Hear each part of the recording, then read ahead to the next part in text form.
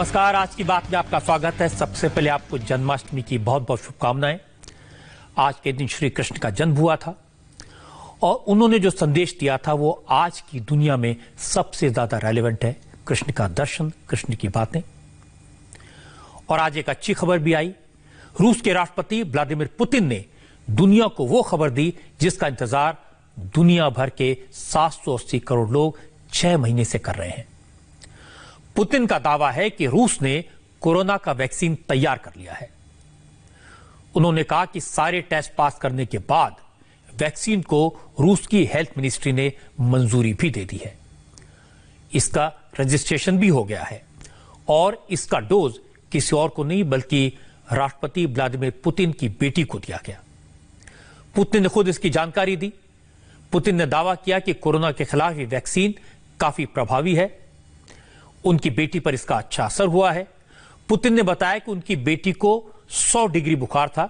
जब उसे वैक्सीन दी गई तो अगले दिन उसका बुखार गिरकर 98 डिग्री हो गया और फिर उसे दूसरी डोज दी गई, जिसके बाद अब वो पूरी तरह ठीक है।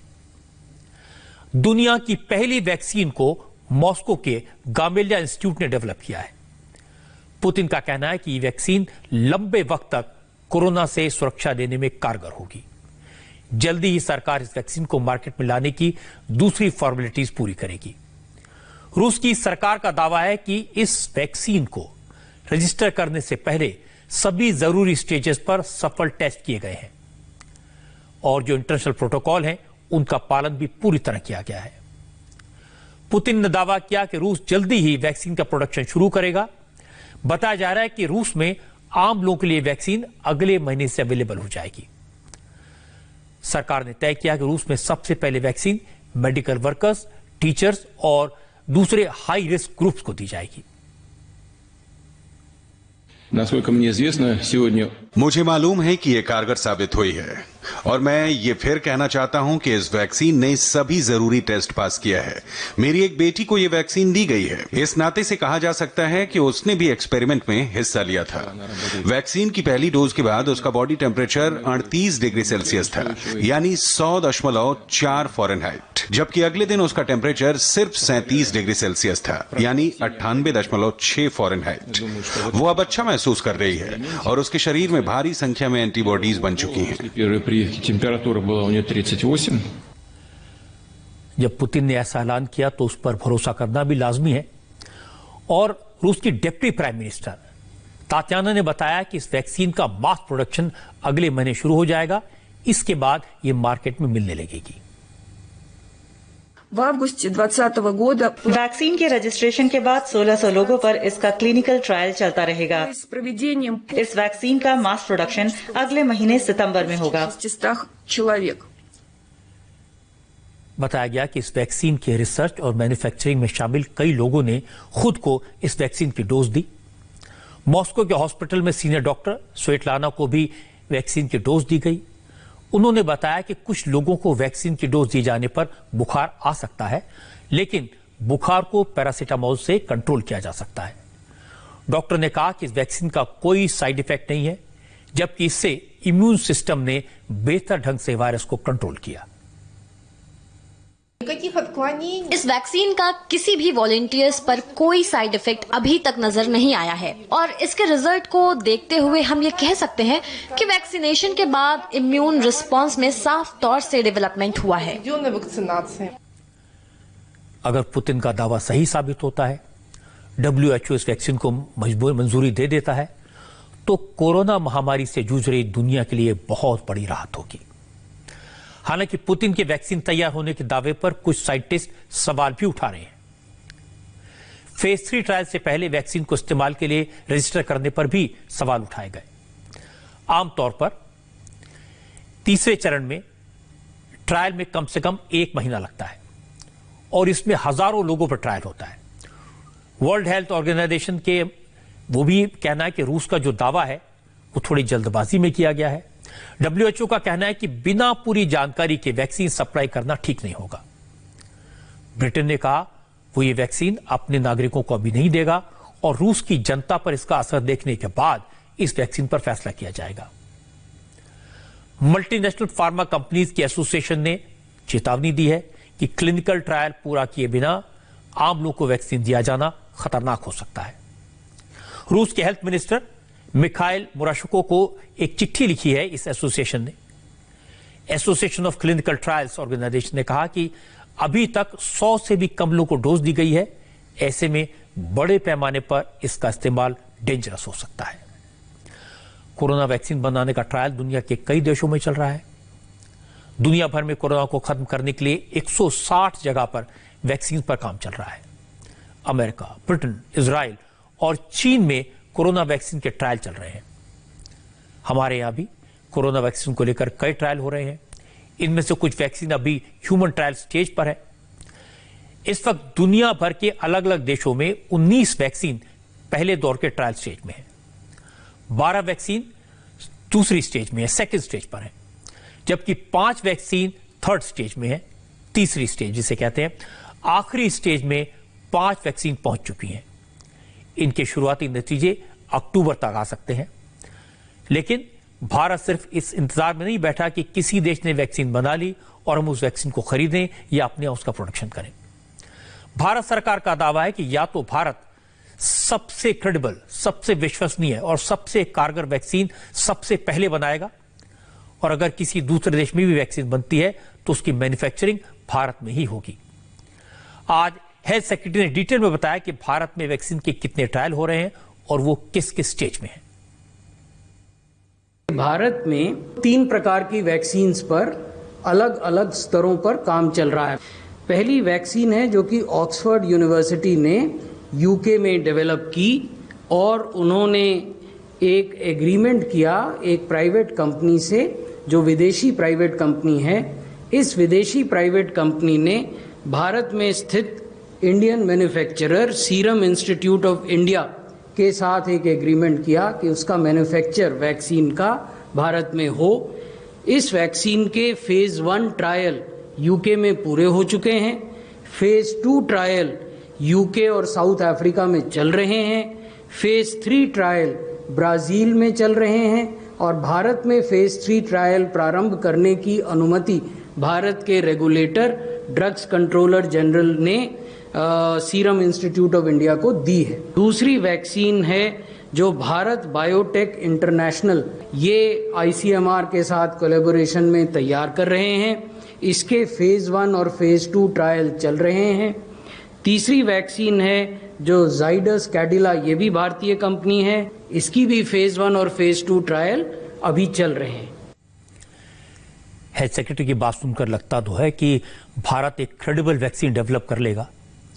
जहां तक रूस की वैक्सीन का सवाल है, एम्स के डायरेक्टर डॉक्टर रणदीप गुलेरिया ने कहा कि रूस ने जो दावा किया है वो सुकून देने वाला है, लेकिन रूस की वैक्सीन कितनी इफेक्टिव है, कितनी सेफ है, ये सब जांचे परखे बिना इस पर यकीन करना ठीक नहीं होगा।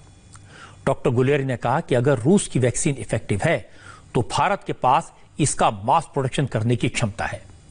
रूस और भारत मिलकर पूरी दुनिया को कोरोना से मुक्ति दिला सकते हैं। अगर रशिया की वैक्सीन सक्सेसफुल होती है, और वो हमें क्रिटिकली देखना पड़ेगा कि वो सेफ है और इफेक्टिव है। सेफ कि उससे कोई साइड इफेक्ट ना हो, और एफिकेसी हो कि उससे अच्छी इम्यूनिटी आ रही है और प्रोटेक्शन दे रही है। अगर ये दोनों चीज़ें ठीक बैठती हैं तो ये बहुत कदम है कि एकदम वैक्सीन मिल सकती है। इंडिया के पास कैपेसिटी है कि उसकी मास प्रोडक्शन कर पाए, और इससे जो वैक्सीन जो स्टडी ट्रायल्स हैं वो और इफेक्टिव हो जाएंगे, वैक्सीन और जल्दी आ जाएगी। लेकिन ये जो दोनों चीज़ें हैं ये एक साइंटिफिक वर्ल्ड में क्लियर होनी चाहिए कि ये वैक्सीन सेफ है और इफेक्टिव है। दुआ करनी चाहिए कि रूस ने जो वैक्सीन डेवलप की है वो सेफ हो, इफेक्टिव हो और जल्दी मार्केट में आ जाए, क्योंकि कोरोना की वैक्सीन जितनी जल्दी बाजार में आए, जितना जल्दी लोग तक पहुंचे, उतना ही बेहतर होगा। क्योंकि कोरोना से पूरी दुनिया परेशान है और जिस रफ्तार से बढ़ रहा है वो रफ्तार डराने वाली है। दुनिया में कोरोना के मरीजों की संख्या 2 करोड़ से ज्यादा हो गई है। 7,40,000 लोगों की मौत हो चुकी है। कोरोना के मामले में अमेरिका पहले नंबर पर है। अमेरिका में कोरोना के केसेस 52,50,000 से ज्यादा हैं। 1,66,000 लोगों की मौत हो चुकी है। दूसरे नंबर पर ब्राजील है। यहां कोरोना के मरीजों की फिगर 30 लाख से ऊपर है और मरने वालों का आंकड़ा 1 लाख से ज्यादा। तीसरे नंबर पर हमारा देश है। भारत में कोरोना के करीब 23 लाख केसेस सामने आ चुके हैं। चौथे नंबर पर रूस है। रूस में अब तक कोरोना के 8,97,000 से ज्यादा केसेस सामने आए हैं, जबकि यहां कोरोना से मरने वालों की संख्या 15,000 के करीब है। हमारे देश में 80% से ज्यादा मामले सिर्फ 10 राज्यों में हैं। इसलिए अब सरकार इन राज्यों पर खास ध्यान दे रही है। इन राज्यों के लिए एक अलग से रणनीति बनाई जा रही है। आज प्रधानमंत्री नरेंद्र मोदी ने इन 10 राज्यों के चीफ मिनिस्टर से वीडियो कॉन्फ्रेंसिंग के जरिए बात की, उन्हें सलाह दी, हिदायतें दी और उनकी बात सुनी। प्रधानमंत्री मोदी ने इस मीटिंग में कोरोना को हराने का प्लान बताया। मोदी ने कहा कि कंटेनमेंट, कॉन्टैक्ट ट्रेसिंग और सर्विलांस कोरोना के खिलाफ सबसे असरदार हथियार हैं और अब सरकार इसी हथियार का इस्तेमाल कर रही है। अब तक का हमारा अनुभव है कि कोरोना के खिलाफ कंटेनमेंट, कॉन्टैक्ट ट्रेसिंग और सर्वेलेंस ये सबसे प्रभावी हथियार है। अब जनता भी इस बात को समझ रही है, लोग पूरी तरह सहयोग भी कर रहे हैं। ये जागरूकता की हमारी कोशिशों से एक अच्छे परिणाम की तरफ हम आगे बढ़े हैं। हम क्वारंटाइन की व्यवस्था इसी वजह से आज इतने अच्छे तरीके से लागू कर पा रहे हैं। एक्सपर्ट्स अब ये कह रहे हैं कि अगर हम शुरुआत के 72 घंटे में ही केसेस की पहचान कर ले तो ये संक्रमण काफी हद तक धीमा हो जाता है। अब सरकारों में और सरकारी व्यवस्थाओं में भी और कोरोना वॉरियर के बीच भी और जनता में भी एक नया मंत्र हमें बराबर पहुंचाना पड़ेगा और वो है 72 घंटे में जिसको भी हुआ है उसके आसपास के सबको उसका टेस्टिंग हो जाना चाहिए, उनका ट्रेसिंग होना चाहिए, उनके लिए जो आवश्यक है वो व्यवस्था होनी चाहिए। अगर ये 72 घंटे वाली फॉर्मूला पर हम बल देते हैं तो आप मानिए कि बाकी जो जो चीजें हैं उसके साथ अब इसको जोड़ देना है कि 72 घंटे के भीतर भीतर इन सारे कामों को कर लेना है। आज मुख्यमंत्रियों की मीटिंग में मोदी ने कहा कि दिल्ली का फॉर्मूला सीख लेने वाला है। पहले दिल्ली में तेजी से हालत खराब हो रही थी, लेकिन केंद्र सरकार ने टेस्टिंग और ट्रेसिंग पर ध्यान दिया और उसके बेहतर नतीजे सामने आए। हरियाणा के कुछ जिले, उत्तर प्रदेश के कुछ जिले और दिल्ली एक ऐसा कालखंड आया कि बड़ी चिंता का विषय बन गया। सरकार ने भी दिल्ली में ऐसी घोषणा की कि लग रहा था कि बड़ा संकट पैदा होगा। तो फिर मैंने एक रिव्यू मीटिंग की और हमारे होम मिनिस्टर श्रीमान अमित शाह जी को नेतृत्व में एक टीम बनाई और नए सिरे से सारा अप्रोच किया। उन 5 जिलों में भी और शहर में भी, दिल्ली में बहुत बड़ी मात्रा में हम जो चाहते हो परिणाम ला पाए। मैं समझता हूं कि कितना ही बड़ा कठिन चित्र दिखता हो, लेकिन सिस्टमेटिक तरीके से अगर आगे बढ़ते हैं तो चीजों को हम हफ्ते 10 दिन में अपने तरफ मोड़ सकते हैं। इसमें कोई शक नहीं कि कोरोना का खतरा अभी भी बना हुआ है और बड़ा खतरा है, लेकिन अच्छी बात यह है कि हमारे देश में कोरोना के मरीजों की संख्या जितनी तेजी से बढ़ रही है उससे ज्यादा तेजी से रिकवरी रेट बढ़ रहा है। अब देश में रिकवरी रेट 70% के करीब पहुंच गया है और देश में एक्टिव कोरोना पेशेंट का परसेंटेज सिर्फ 28% रह गया है। क्लिनिकल मैनेजमेंट बेहतर हुआ है, एफिशिएंट हुआ है, इसलिए जो रिकवरी की प्रतिशत दर है वो भी बढ़ रही है और अभी हम 69.80% रिकवरी दिखा रहे हैं, यानी ऑलमोस्ट 70% रिकवरी है। अनेक राज्य ऐसे हैं जिनकी राष्ट्रीय औसत से अधिक रिकवरी की दर है। एग्रेसिव टेस्टिंग हुई क्योंकि आप पहले उस टेस्टिंग के आधार पर लोगों का पता लगा सके, इसलिए आप पहले उन्हें अस्पताल में या होम आइसोलेशन में ले जा सके।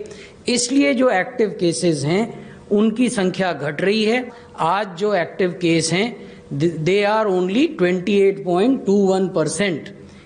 तो ये लगातार प्रतिशत घट रहा है।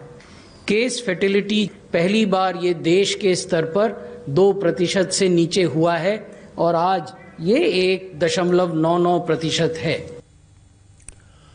कोरोना के रिकवरी रेट में सुधार हुआ है, लेकिन यह भी सही है कि कोरोना की वजह से देश में अब तक 45,000 से ज्यादा लोगों की मौत हो चुकी है। आज इंदौर से भी ऐसी ही मौत की एक दुख भरी खबर आई। मशहूर शायर राहत इंदौरी का आज इंतकाल हो गया।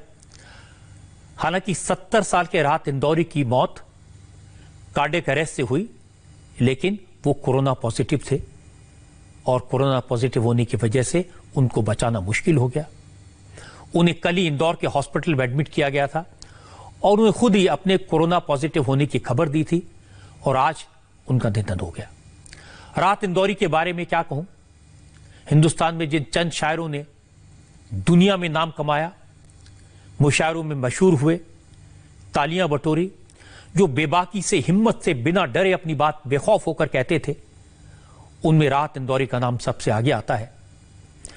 एक से एक पढ़कर एक से एक लाजवाब शेर लिखे। यह हादसा तो किसी दिन गुजरने वाला था, मैं बच भी जाता तो एक दिन मरने वाला था। यह राहत इंदौरी ने लिखा था। उन्होंने लिखा, मैं मर जाऊं तो मेरी अलग पहचान लिख लेना, लहू से मेरी परेशानी पे हिंदुस्तान लिख देना। शाखों से टूट जाएं वो पत्ते नहीं हैं हम, आंधी से कोई कह दे कि औकात में रहे। इस तरह के हजारों बेहतरीन शेर दुनिया भर में मशहूर हुए। राहत इंदौरी को जाना गया, लेकिन कुछ कलाम ऐसे होते हैं जिनकी वजह से शायर को डिफाइन किया जाता है। वो शेर उनकी पहचान बन जाते हैं। राहत इंदौरी के ऐसे 2-3 चुने हुए शेर मैं आपको सुनवाता हूं, उनकी याद ताजा करने के लिए। उनके शेर सुनिए और उनके शेर कहने का अंदाज देखिए। लगेगी आग तो आएंगे घर के ही जद में। यहां पे सिर्फ हमारा मकान थोड़ी है।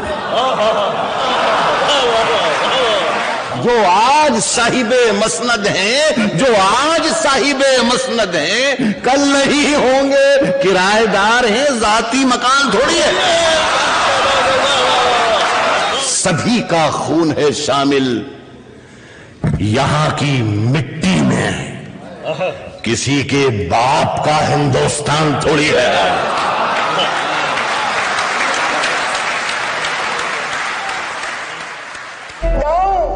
तो मेरी अलग पहचान लिख देना, लहू से मेरी पेशानी पे हिंदुस्तान लिख देना। अब न मैं हूं न बाकी है जमाने मेरे, फिर भी मशहूर हैं शहरों में फसाने मेरे। ये शेर भी इंदौरी साहब का है। राहत इंदौरी अब इस जमाने में नहीं है, लेकिन उनके फसाने सिर्फ शहरों में नहीं बल्कि पूरी दुनिया में मशहूर रहेंगे। वो हमारे बीच हमेशा जिंदा रहेंगे। राहत साहब के शेर, मुशायरों में शायरी पढ़ने का उनका अनोखा अंदाज, उनकी बुलंद आवाज हमेशा उन्हें जिंदा रखेगी। राहत इंदौरी को इंडिया टीवी के पूरे परिवार की तरफ से विनम्र श्रद्धांजलि। आगे बढ़ते हैं। सुशांत सिंह की मौत के मामले की जांच मुंबई पुलिस 2 महीने से कर रही है। कुछ दिन बिहार पुलिस ने जांच की और अब सीबीआई भी जांच कर रही है, लेकिन मामला सुलझने के बजाय उलझता जा रहा है। आज सुशांत के पिता के वकील ने सुप्रीम कोर्ट में कहा कि सुशांत की डेड बॉडी पर जिस तरह के निशान थे, उससे शक होता है कि सुशांत ने आत्महत्या नहीं की, सुशांत का मर्डर हुआ। सुशांत के साथ 2 साल तक काम कर चुके एक और शख्स ने यही दावा किया। सुशांत सिंह राजपूत की मौत के केस में रोज रोज नई नई बातें सामने आती हैं। आज सुप्रीम कोर्ट में रिया चक्रवर्ती की पिटीशन की सुनवाई के दौरान एक सनसनीखेज बात कही गई।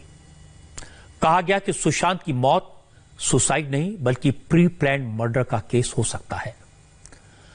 अब तक इस तरह की बातें गॉसिप कॉलम्स में, सोशल मीडिया पर इधर उधर आपसी बातचीत में कही जाती थी, लेकिन आज सुशांत के परिवार की तरफ से उनके वकील ने सुप्रीम कोर्ट में सुशांत की हत्या की आशंका जाहिर कर दी। सुशांत के पिता के वकील विकास सिंह ने अदालत में कहा कि जिन हालात में सुशांत की डेड बॉडी मिली वो शक पैदा करती है। सुशांत को पंखे से लटकाकर किसी ने नहीं देखा, किसी ने उसे लटकते नहीं देखा। यहां तक कि जब सुशांत की बहन मीतू घर पहुंची तो सुशांत का शव बिस्तर पर था। विकास सिंह ने अदालत में कहा कि सुशांत के गले में जो निशान थे वो बेल्ट के निशान हो सकते हैं। रिया चक्रवर्ती ने सुशांत के पिता की शिकायत पर बिहार में दर्ज एफआईआर को मुंबई ट्रांसफर करने की अपील की है। इसी पर सुनवाई हो रही थी और सुप्रीम कोर्ट में सुशांत के पिता की तरफ से विकास सिंह पेश हुए। बिहार सरकार की तरफ से जाने माने वकील मनिंदर सिंह ने दलीलें पेश की। रिया चक्रवर्ती के केस की पैरवी करने के लिए श्याम दीवान मौजूद थे और महाराष्ट्र सरकार का पक्ष अभिषेक मनु सिंह भी ने रखा। विकास सिंह ने, जो कि सुशांत के पिता के वकील हैं, उनको छोड़कर बाकी सभी ने आमतौर पर वही बातें कही जो पिछले कुछ दिनों से एफिडेविट के जरिए बातें कही जा रही थी। नई बात सिर्फ सुशांत के पिता के वकील विकास सिंह ने कही और उन्होंने कहा कि इस मामले की जांच हत्या के एंगल से भी होनी चाहिए क्योंकि सुशांत के गले पर जो निशान थे वो शक पैदा करते हैं। विकास सिंह की इस बात को सुशांत के साथ 2 साल तक काम कर चुके अंकित आचार्य ने सपोर्ट किया। अंकित वो शख्स है जिन्होंने सबसे पहले सुशांत के गले में बेल्ट के निशान होने का दावा किया था। अंकित आचार्य सुशांत सिंह के पर्सनल असिस्टेंट थे। वो जुलाई 2017 से लेकर 2019 तक उनके साथ रहे। घर से लेकर ऑफिस तक का सारा छोटा मोटा काम देखते थे। लेकिन जब रिया ने सुशांत के पूरे स्टाफ को बदला तो अंकित को भी बदल दिया। अंकित का दावा है कि सुशांत के डॉग को बांधने वाली बेल्ट के निशान सुशांत के गले पर मौजूद थे। सुशांत का मर्डर हुआ है। ये ग्रीन कपड़े के निशान नहीं है। ये उनका जो मैंने कभी मैं उनका फर्स्ट जो उनका प्रिय जो डॉग था उनको मैं घुमाने जाता था तो उनका रेड कलर का बेल्ट था तो मैं उनको धोता भी था तो उनका जो रंग निकलता था वो भी मैं सुखाता था। कभी कभी मेरा तो ये काम नहीं, ये तो नौकर लोग का काम है, बट मुझे अच्छा लगता था इसे करने में तो मैं उनके साथ करता था। तो मैंने भी अपनी तरफ से इन्वेस्टिगेशन किया अपनी तरफ से फोटो पे देखकर कि उनके गले पे बेल्ट का ही निशान है, राउंड सा। देखते हैं ना कि अगर फांसी लटकता है तो यू शेप में बनता है उनका, तो यू शेप में वो था नहीं। जब कोई गला घोट के मारता है तो ओ शेप में बनता है, मतलब ये टाइप में बनता है। तो उनके बक्कल जो मतलब बेल्ट का जो साइड में जो बक्कल है लोहे का वो भी राउंड गोल गोल सा है, वहां पर मैंने देखा था। तो समझ लीजिए मतलब मर्डर है। एंड उनके आंख पे देखिएगा एक पंच जैसा मारने हुआ एक निशान है, वो भी मैंने देखा, एकदम रेड कलर का वो मतलब निशान है, चॉकलेटी कलर का निशान है, वो भी मैंने देखा। एंड जब उनको लटकाया गया था, चलो मानते हैं लटकाया गया था, तो आपको अधिकार नहीं है कि आपको खोल के मतलब उनको गिराने का। वो जब पुलिस आएगी तभी चेक कर सकते हैं, मतलब वही उतार सकते हैं। तो जब पुलिस आई तो वो बॉडी क्यों नीचे गिरा हुआ था, ये मैं वो करना चाहता हूँ। एंड वो कभी दरवाजा लॉक करके कभी सोते नहीं थे ऐसा, क्योंकि मैं पहचानता हूँ उनको। उनका गले का जो पट्टा है ना तो वही मैंने देखा, वो ग्रीन कपड़ा का हो ही नहीं सकता, ग्रीन कपड़ा का अलग ही निशान होता है। तो वो जो बेल्ट का जो निशान है एकदम राउंड सा है, बक्कल बीच में यहाँ लगा हुआ गोल सा, एकदम गोल सा बक्कल है, वो एकदम निशान गोल सा रिंग सा निशान है। तो मैंने समझ गया कि ये डॉग के बेल्ट के निशान में मारा हुआ है उनको। बड़ा मुश्किल है ऐसी किसी भी बात पर यकीन करना, और ये सारी की सारी बातें पुलिस के इन्वेस्टिगेशन की हैं। लेकिन अलग अलग तरह के लोग अलग अलग तरह की बातें कहते हैं। आज सुशांत के एक और दोस्त गणेश हिवारीकर ने भी इंडिया टीवी से बात की। गणेश सुशांत के कोरियोग्राफर रह चुके हैं, करीब से जानते हैं। उन्होंने कहा कि सुशांत मेंटली और फिजिकली काफी स्ट्रांग थे, वो सुसाइड नहीं कर सकते, उनका मर्डर हुआ है। ये मर्डर ही है। सुशांत सिंह राजपूत को अगर मारना है तो मर्डर ही किया जा सकता है, सुसाइड हो ही नहीं सकता। वो तो मैं आगे अगले 10 साल तक यही कहूंगा, इट्स इम्पॉसिबल कि सुशांत सिंह राजपूत सुसाइड करे।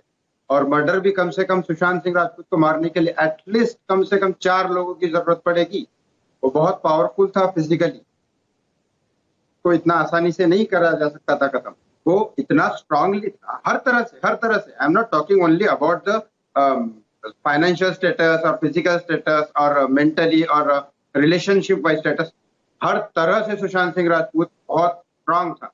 मेंटली भी अगर उससे 10 लड़कियां भी दूर चली जाए तो भी वो सुसाइड नहीं कर सकता, उससे 100 फिल्में छीन लो तो भी वो सुसाइड नहीं कर सकता। It's impossible. आज सुप्रीम कोर्ट ने सारे पक्षों की बात सुनी। सबसे कहा जो उन्होंने आर्गुमेंट दिए हैं वो लिख करके 2 पेज में दें गुरुवार तक, और उसके बाद सुप्रीम कोर्ट इस मामले अपना फैसला सुनाएगी, क्योंकि आज फैसला रिजर्व कर दिया। लेकिन आज की सुनवाई के दौरान इस मामले का सियासी रंग अदालत में खूब दिखाई दिया। महाराष्ट्र सरकार की तरफ से अभिषेक मनु सिंघवी पेश हुए। सिंघवी ने कहा कि चूंकि बिहार में इलेक्शन है, इसलिए सुशांत सिंह राजपूत की मौत को सियासी रंग दिया जा रहा है। पटना में एफआईआर नीतीश कुमार के निर्देश पर सिर्फ पॉलिटिकल रीजंस की वजह से दर्ज हुई है। सिंघवी ने यहां तक कहा कि बिहार में चुनाव हो जाएंगे तो इस केस की कोई अहमियत नहीं होगी, कोई इसकी चर्चा तक नहीं करेगा।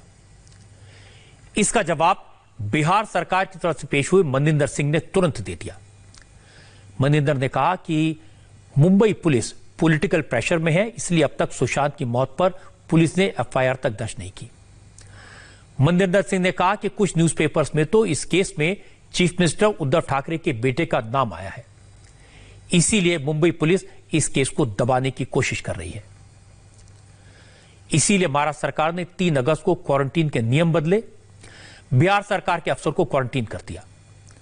मनिंदर सिंह ने कहा कि अदालत अब महाराष्ट्र सरकार को निर्देश दे कि जब सीबीआई की टीम मुंबई जाए तो उसे क्वारंटीन न किया जाए। हालांकि अदालत ने रिया चक्रवर्ती के वकील से पूछा क्या उन्हें सीबीआई की जांच पर ऑब्जेक्शन है, तो रिया के वकील ने कहा कि उन्हें किसी जांच से कोई आपत्ति नहीं है, जांच निष्पक्ष होनी चाहिए। लेकिन उनकी अपील यह है कि जब बिहार में एफआईआर होने का कारण ही नहीं है तो फिर बिहार सरकार की सिफारिश पर सीबीआई जांच कैसे हो सकती है। यह मामला जुरिस्डिक्शन का है। इस वक्त मुंबई में ईडी सुशांत सिंह की बहन मीतू सिंह का बयान रिकॉर्ड कर रही है। मीतू सिंह 9 घंटे से एनफोर्समेंट डायरेक्टरेट के ऑफिस में है। इससे पहले आज श्रुति मोदी और सिद्धार्थ पिठानी, 2 लोग जो सुशांत सिंह के साथ काम करते थे, उनसे पूछताछ हुई। सुशांत सिंह राजपूत की मौत के केस में आज पूरे दिन के अपडेट के साथ जयप्रकाश सिंह इस वक्त हमारे साथ हैं मुंबई से। जयप्रकाश, क्या अपडेट बता सकते हैं? बहुत सारी बातें मैंने शेयर की हैं दर्शकों के साथ।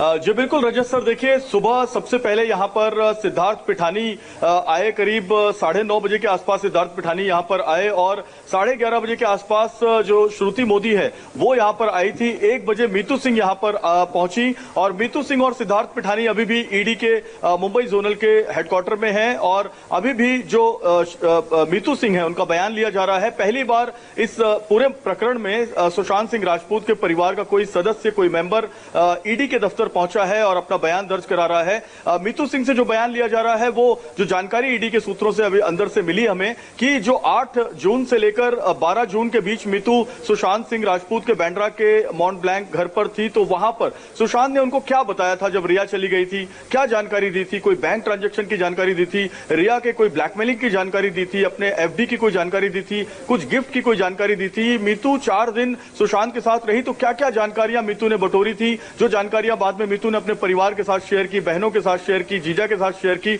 और वही बाद में एफआईआर में कन्वर्ट हुआ। एक और सबसे अहम बात है कि सिद्धार्थ पिठानी जिनकी पूछताछ चल रही है, आज दूसरा दिन है उनकी पूछताछ चल रही है, हैदराबाद से वो आए हैं और मुंबई पुलिस भी उनकी 5 बार पूछताछ कर चुकी है। तो सिद्धार्थ पिठानी वही शख्स हैं जो 14 जून को मौजूद थे और खुद उन्होंने एक्सेप्ट किया है कि डेड बॉडी सुशांत सिंह राजपूत की पंखे से उतारकर उन्होंने बेड पर लिटाया था। लेकिन वो ये साफ कह रहे हैं कि चाबी वाले को उन्होंने अंदर आने नहीं दिया। नीरज और केसो की हमने बाइट ली, बयान लिया, इंटरव्यू किया, वो ये कह रहे हैं कि सिद्धार्थ पिठानी ने डेड बॉडी को नीचे उतारा था। तो डेड बॉडी लटक रही थी पंखे पे, इसकी जानकारी सिर्फ सिद्धार्थ पिठानी को थी। सिद्धार्थ पिठानी बहुत करीबी दोस्त थे, कंटेंट राइटर थे और सुशांत को उन पर बहुत भरोसा था। तो क्या ये पूरा माजरा है, कितना उनको फाइनेंशियल? आपकी बात बिल्कुल सही है जयप्रकाश। आज दिन जो लोगों से बात की है, जिन सवाल पूछे, ये बहुत अहम है क्योंकि आखिरी दिनों में यही 2 लोग थे जो सुशांत को मिले थे और केस तो उलझता जा रहा है।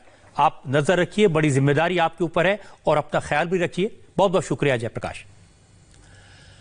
सुशांत केस में रोज रोज नई नई बातें सामने आती हैं, नए मैसेज सामने आते हैं, कभी फोन की रिकॉर्डिंग सामने आती है, कभी तस्वीरें सामने आती हैं। सुशांत के आसपास के लोगों की बात सुनते हैं तो बिल्कुल कॉन्ट्राडिक्टरी बातें सुनने को मिल रही हैं। ये लोग कहते हैं कि सुशांत सुखी था, सफल था, एक दिल से मजबूत इंसान था। तो फिर रिया ने और उसके परिवार ने सुशांत की लाइफ पर ऐसा कब्जा कैसे कर लिया कि वो किसी से बात भी नहीं कर पाता था। अब ये लोग कहते हैं कि सुशांत बहुत इंटेलिजेंट, बहुत एजुकेटेड थे, अपने फैसले अपने आप लेते थे, बड़े सोच समझकर फिल्में चुनते थे, अपने फ्यूचर के बारे में बहुत प्लानिंग कर रहे थे। जो आदमी इतना इंटेलिजेंट हो, इतना एजुकेटेड हो, उसके अकाउंट से पैसा मार लिया जाए और उसे पता न चले, ऐसा कैसे हो सकता है?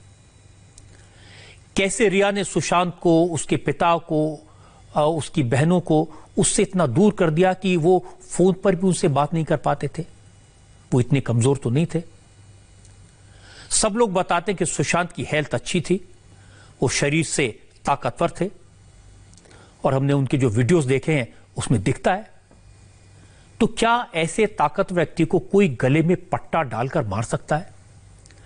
ऐसे बहुत सारे सवाल हैं जिनके जवाब जनता जानना चाहती है, जिनके जवाब सीबीआई को देने होंगे, जिनके जवाब मुंबई पुलिस को देने होंगे। अब बात करते हैं राजस्थान के सियासी दंगल की। कांग्रेस हाईकमान के बीच बचाव के बाद राजस्थान कांग्रेस में जो आग लगी थी वो बुझ तो गई है, लपटें तो नहीं दिखाई दे रही, लेकिन चिंगारियां भी बाकी हैं, क्योंकि राख गरम है। 1 महीने तक गुरुग्राम के होटल में रहने के बाद सचिन पायलट आज अपने समर्थक विधायकों के साथ जयपुर पहुंचे। गहलोत के सपोर्टर विधायक अभी जैसलमेर में हैं, कल जयपुर आएंगे। आना जरूरी इसलिए क्योंकि 14 अगस्त से असेंबली का सेशन है। अब अशोक गहलोत और सचिन पायलट दोनों मिलकर असेंबली का सामना करेंगे। सरकार तो बच जाएगी। दोनों कह रहे हैं अच्छा हुआ, सब ठीक हो गया, अब मिलकर काम करेंगे। लेकिन जैसे ही 24 घंटे पहले के माहौल की बात होती है, पुराने बयानों की बात आती है, तो फिर दिल की कड़वाहट, मन की तलखी सामने आ जाती है। गहलोत ने कहा जिसने जो किया वो पार्टी हाईकमान ने देखा, अब पार्टी ने फैसला कर लिया, वो सब मानेंगे। लेकिन जो विधायक बुरे वक्त में उनके साथ रहे, वो जो पार्टी के साथ रहे, जिन्होंने बगावत नहीं की, उनका ख्याल तो मरते दम तक रखेंगे। सचिन पायलट ने भी कहा उन्होंने अपमान का घूंट पी लिया, खामोश रह गए, लेकिन जो एमएलए उनके साथ थे, जो प्रेशर में नहीं आए, उनको पूरा सम्मान मिले, उनको पद मिले, प्रतिष्ठा मिले, इसकी वो पूरी कोशिश करेंगे। अब इन दोनों बयानों का मतलब साफ है, सीज फायर हुआ है, लेकिन इसका वायलेशन नहीं होगा, इसकी कोई गारंटी नहीं है। सचिन पायलट ने कहा उनके लिए जिन शब्दों का इस्तेमाल किया गया, वो लफ्ज उनके दिल में तीर की तरह चुभे हैं। दर्द बहुत हुआ, लेकिन उन्होंने संयम नहीं खोया, क्योंकि उनके संस्कार अलग हैं। इस दौरान बहुत सी बातें कही गई, कुछ ऐसी बातें बोली गई व्यक्तिगत रूप से मेरे बारे में, जिनको मैं उचित नहीं मानता था। जिन शब्दों का प्रयोग हुआ, जिस शब्दावली का इस्तेमाल किया गया, उसे सुनकर मुझे दुख भी हुआ, आश्चर्य भी हुआ और पीड़ा भी हुई। लेकिन उसके बावजूद भी मैंने ये समझा कि राजनीति में अगर कोई उदाहरण स्थापित करना है, संवाद में शालीनता, विनम्रता अगर हमें रखनी है, अगर आने वाली पीढ़ी को उदाहरण स्थापित करना है, तो मैंने वो घूंट पीकर भी कभी रिस्पॉन्ड नहीं किया। लेकिन इसका ये मतलब नहीं है कि हम लोग इंसान नहीं हैं। हर व्यक्ति की भावना आहत हो सकती है, लेकिन बावजूद उसके सभी साथियों ने ये निर्णय लिया कि हम लोग अपनी बात कांग्रेस पार्टी के अंदर रखेंगे। लेकिन आज भी पायलट और गहलोत के रास्ते अलग अलग थे। जिस वक्त सचिन पायलट दिल्ली से जयपुर के लिए निकले, उसी वक्त अशोक गहलोत जयपुर से जैसलमेर की तरफ निकल गए। गहलोत से पूछा गया सुबह का फार्मूला क्या है, सुलह कैसे हुई, तो उन्होंने कहा कि ये तो पार्टी हाईकमान को पता होगा। फिर उनसे पूछा गया, उन्होंने सचिन पायलट को निकम्मा कहा था, नकारा कहा था, अब साथ मिलकर कैसे काम करेंगे। इस सवाल पर अशोक गहलोत ने जिस तरह रिएक्ट किया, उसे देखकर आपको भी हंसी आ जाएगी। शांति, सद्भाव, मोबाइल ले रखा है, भाईचारा, भाई चुप रहो प्लीज, सब रहेगा। सर क्या फार्मूला तय हुआ है? ये तो हाईकमान को पता है। जो आपने जो देखा आपने, सर जाहिर सी बात है, 3 लोगों की कमेटी बनी है, तो कोई उनकी ग्रीवेंशियल होगी तो वो उनको बता देंगे। ये तो 32 दिन पहले भी बातचीत हो सकती थी। अब ये तो जो जो भागीदार थे कभी मिले तो आप उनसे बात कीजिए। सर वापस भी निकम्मे सारे विधायक आप मानते निकम्मे आज भी वो आपने कहा था निकम्मा है, आपने शब्द इस्तेमाल किया था, अब वापस आएंगे तो काम कैसे करेंगे साथ में? और इसके अलावा बीजेपी को जो मुंह की खानी पड़ी है और जो हमारे साथियों ने इनकी दुर्गति करी है, ये भी याद रखेंगे कि किस रूप में ये षड्यंत्र करते हैं, तो षड्यंत्र कामयाब नहीं होने वाले हैं। पार्टी एकजुट रहेगी, पार्टी 5 साल तक शासन करेगी, अगला चुनाव जीत के आएंगे हम लोग। इसमें कोई शक नहीं कि अशोक गहलोत खुश हैं, उनकी सरकार को कोई खतरा नहीं है, लेकिन सचिन पायलट ने पूरी तरह हथियार नहीं डाले हैं। आज पायलट ने कहा उन्होंने और उनके समर्थक विधायकों ने जो मुद्दे उठाए उस पर वो आज भी कायम है। उनकी कोशिश होगी कि जल्दी से जल्दी उन लोगों को सरकार में बेहतर रोल दिलाया जाए, जिनकी मेहनत से सरकार बनी, जिनकी पिछले 1.5 साल से उपेक्षा होती रही। मेरा व्यक्तिगत कोई इशू किसी से नहीं है। मैं 6.5 साल तक राजस्थान प्रदेश कांग्रेस कमेटी का अध्यक्ष रहा और इन 6.5 सालों में 5 साल हमारे संघर्ष के थे। उस संघर्ष के समय जिन लोगों ने खून पसीना बहाया इन सड़कों पे, इन खेतों में, उन लोगों की भागीदारी सरकार में सुनिश्चित कैसे हो सके, ये मेरी जिम्मेदारी है। और 5 साल तक जिन लोगों ने धरने दिए, रैलियां करी, प्रदर्शन किया, घेराव किया, लाठियां खाई, जेलों में गए, भूख हड़ताल करी, पदयात्राएं करी, उन लोगों का पार्टिसिपेशन सरकार के अंदर सुनिश्चित हो, इन मुद्दों को लेकर हमने अपनी बात उठाई थी। जैसे सचिन पायलट को अपने सपोर्टर्स की चिंता है, अशोक गहलोत को भी अपने सपोर्टर्स का ख्याल है। उन्होंने कहा कि वो अपने सपोर्टर के साथ कभी नहीं छोड़ेंगे। जो विधायक बुरे वक्त में उनके साथ रहे, उनका मरते दम तक ख्याल रखेंगे। 100 से अधिक लोगों को इतने लंबे समय तक एक साथ रहना, और एक आदमी टूट के नहीं गया, एक आदमी पूरा जोर लगा लिया। बीजेपी के नेताओं ने पूरा षड्यंत्र किया सरकार को किसी कीमत पे गिराना, हम लोगों को किसी कीमत पे गिराना है। उस माहौल के अंदर अगर हमारे एमएलए एक आदमी छोड़ के नहीं गए, एक आदमी, और मैंने उनको कहा है कि आप लोगों ने इतिहास बना दिया और जब तक मैं रहूंगा जिंदा तब तक आपका अभिभावक के रूप में रहूंगा। तो वो लोगों ने विश्वास करके मेरे पर, हाईकमांड पर, उन्होंने रहना स्वीकार किया। उनको विश्वास हाईकमांड पे भी है, मुझ पे भी है, उसको हम बनाए रखेंगे। और जो लोग आए हैं, अब वो किन परिस्थितियों में गए हैं, क्यों गए हैं, क्या वादे किए गए थे उनसे, क्या नाराजगी मुझसे है, वो हम दूर करने का प्रयास करें। तो जिम्मेदारी बड़ी मेरी होती है कि मैं कैसे उनको वापस संतुष्ट करूं, उनका दिल जीतूं। वो मैं पहले निभाता आया हूं जिंदगी भर, अभी निभाऊंगा। बात बिल्कुल साफ है, अशोक गहलोत को अपने एमएलए की चिंता है, सचिन पायलट को अपने एमएलए की चिंता है। दोनों अपने अपने लोगों को खुश करने में लगे हैं, लेकिन बहुत सारे सवाल हैं। क्या सचिन पायलट बीजेपी के संपर्क में थे या नहीं? क्या उनके एक एक एमएलए को पाला बदलने के लिए 25 से 30 करोड़ रुपए दिए गए या नहीं? क्या सचिन के एमएलए बीजेपी की सरकारों के प्रोटेक्शन में रह रहे थे? जाहिर है अब इन सवालों के जवाब कोई नहीं देगा, क्योंकि जो एसओजी इनकी जांच कर रही थी, वॉइस सैंपल मांग रही थी, एमएलए को अलग अलग राज्यों में जाकर राजस्थान की पुलिस तलाश रही थी, उस एसओजी ने तो कह दिया कि कोई केस नहीं बनता, जांच की कोई जरूरत नहीं है। अब कांग्रेस का कोई लीडर इस बारे में बात नहीं करेगा।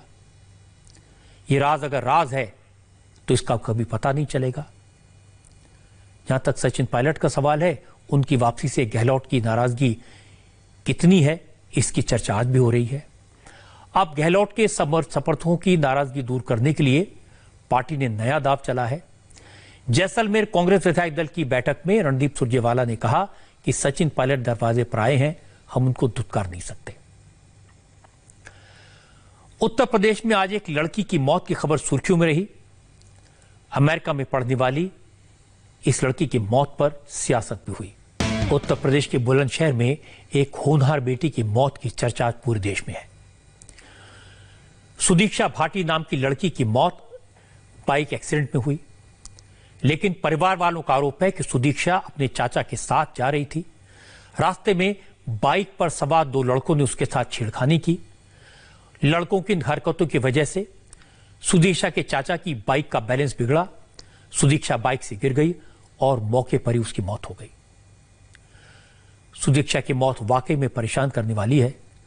उसके पिता गरीब हैं, ढाबा चलाते हैं, लेकिन सुदीक्षा भाटी ने 12वीं क्लास में 98% मार्क्स हासिल करके पूरे जिले में टॉप किया था।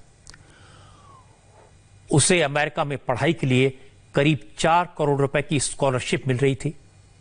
वो उसने अपनी योग्यता से हासिल की। वो अमेरिका के बॉब्सन कॉलेज में पढ़ाई कर रही थी। कोरोना की वजह से छुट्टी पर घर आई थी।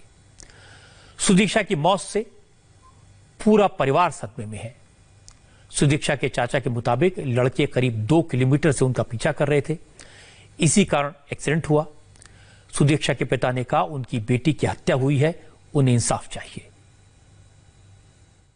हम अपनी बाइक से मैं मेरी भतीजी जा रहे थे तो 2 बंदे बुलेट पे आए। हमारे आगे पीछे उन्होंने बाइक करी, कभी तेज चलाते थे कभी मंदी, तो हमने अपनी बाइक धीमी करी। धीमी करने के बाद में फिर उन्होंने पीछे को रोका बाइक को, फिर वो आगे और तेज से बाइक पे आए और उन्होंने एकदम आके आगे ब्रेक मारे। ब्रेक मारते ही हमारी बाइक भी कंट्रोल हुई, हमने भी ब्रेक मारे। ब्रेक मारते ही वो वहाँ से भाग चुके हैं और हमारी भतीजी पीछे को गिर चुकी है, मैं भी साइड में गिर चुका हूँ। भतीजी का सर लगा है। कोई पुलिस पिकेट या पुलिसकर्मी कितनी देर तक लगभग पीछा किया गया था आप लोगों का? करीब 1-2 किलोमीटर के आसपास। ये मर्डर है, जानबूझकर मर्डर है। एक बार अगर हादसा शुरुआत में हो जाता तो मानते कि हादसा है। 3-4 बार आगे आना, पीछे जाना, कट मारना, ब्रेक मारना, बाइक को गिराना, एक्सीडेंट नहीं है ये, मर्डर सीधा। तो कोई आप ऐसा लग रहा है कि कोई दुश्मनी कुछ इस तरह से? कोई दुश्मनी नहीं, मन चलो का है वो है।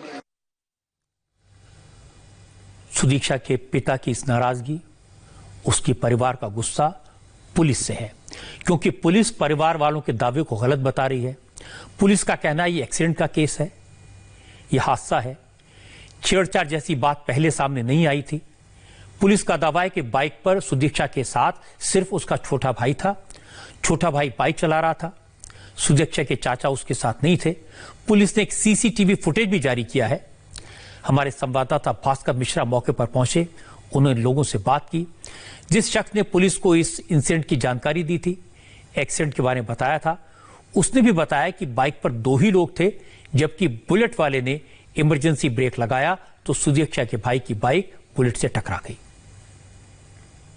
बुलेट के पीछे उसकी बाइक थी और उसने इमरजेंसी ब्रेक लिए, बुलेट वाले ने पीछे से उसकी बाइक ठोकी। अच्छा, उसके बाद में क्या ऐसा कुछ था कि कुछ परेशान कर रहा था? कुछ इस तरह की शिकायत उस लड़के ने की कि छेड़खानी कर रहा था, फवतियां कस रहा था? नहीं, पीछे से वो कुछ करता होगा तो मालूम नहीं। यहाँ ऐसा कुछ नहीं था। यहाँ पे अचानक ब्रेक लगाया? जी जी जी। अच्छा, उस वक्त कौन कौन था बाइक पे? कौन कौन लेते? एक्सीडेंट हुआ उसके बाद सुदीक्षा के साथ और कौन कौन थे, कुछ बता सकते हैं? हाँ, उसका भाई है वो। 2 लोग? हाँ, 2 जने। अच्छा, घर वालों को ये कहना है कि 3 लोग थे, चाचा भी था वहाँ पे, ऐसा कुछ आपने देखा था? नहीं, 2 जने थे। हाँ। पुलिस को आप ही ने सूचना दी थी? हाँ, फोन मैंने करा था एसओ को। बुलंदशहर के डीएम ने भी कहा कि एक्सीडेंट का मामला है, लेकिन अब सुदीक्षा के परिवार वाले छेड़छाड़ की बात कर रहे हैं तो इसकी जांच की जाएगी। जबकि यूपी पुलिस के एडीजी ने कहा कि सुदीक्षा के भाई ने घटना के बाद छेड़छाड़ की बात नहीं की थी। यही नहीं, सुदीक्षा के चाचा के मोबाइल लोकेशन के हिसाब से घटना के वक्त वो बुलंदशहर में नहीं बल्कि दादरी में था। जो सुश्री सुदीक्षा जी हो बाइक से जा रही थी और आगे वाली बाइक ने ट्रैफिक के कारण ब्रेक मारा, इनकी बाइक उनसे टकरा गया, एक्सीडेंट हो गया। जिला प्रशासन को जैसे ही सूचना मिली उनको अस्पताल पहुंचाया गया, फिर उनकी मौत हो गई। घर वालों का ये आरोप है कि छेड़छाड़ की, फवतियां कसी गई।